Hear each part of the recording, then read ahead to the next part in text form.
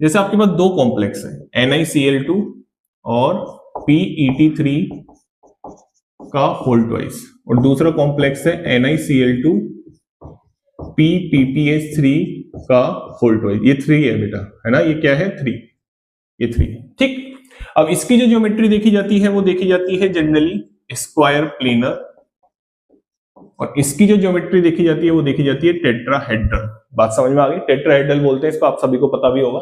अब ऐसा क्या है इसमें देखते हैं, पहले तो मैं इसको समझाता हूं आपको। इसमें क्या होता है कि NiCl यहां पे अगर हम देखें जो देखी जाती है वो ये है, ठीक है ना। चलिए, तो यहां पे अगर हम देखें NiCl, और यहां पे क्या हो जाएगा आपका PET3, यहां पे क्या हो जाएगा PET3।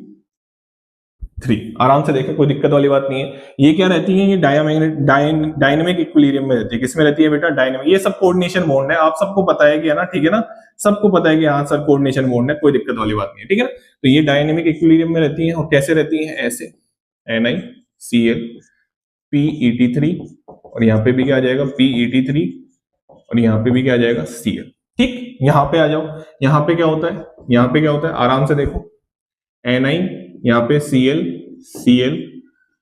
PPH3, और यहाँ पे भी PPH3, और यहाँ पे क्या होगा, ऐसे देखो आराम से, NiCl, यहाँ पे Cl, यहाँ पे PPH3, और यहाँ पे भी क्या आ जाएगा PPH3। ठीक, चलिए, अब पॉइंट ये आता है कि सर हमको क्यों रटना है ये कॉन्सेप्ट? बताऊं, कॉन्सेप्ट ये है बेटा, यहाँ पे आप जो देख रहे हैं ना PPH3, ये तो आपको दिख रही होगी, ये स्क्वायर प्लेनर है। आराम से देखो, ये आपको दिख रही होगी, ये कौन सी है? Square planar. और ये आपको दिख रही होगी टेट्राहेड्रल है, ये आपको दिख रही होगी स्क्वायर प्लेनर है। ये दोनों ही एग्जिस्ट करती हैं, ये दोनों ही एग्जिस्ट करती हैं, डायनेमिक इक्विलिब्रियम में रहते हैं दोनों ही कॉम्प्लेक्स। बात समझ में आ गई? यहाँ पे दोनों में ही जो निकल है वो +2 में है, यहाँ पे भी निकल +2 में है, और यहाँ पे भी निकल किसमें है? +2 में। यहाँ पे भी निकल +2 में। बात समझ में आ गई? चलिए, अब मैं आपको एक चीज बताऊं, यहाँ पे जो ज्योमेट्री है ना वो मैंने बताई थी आपको टेट्राहेड्रल। क्यों बताई? यहाँ पे आपको पता है स्क्वायर प्लेनर में बॉन्ड एंगल कितने का होता है? 90 डिग्री का होता है।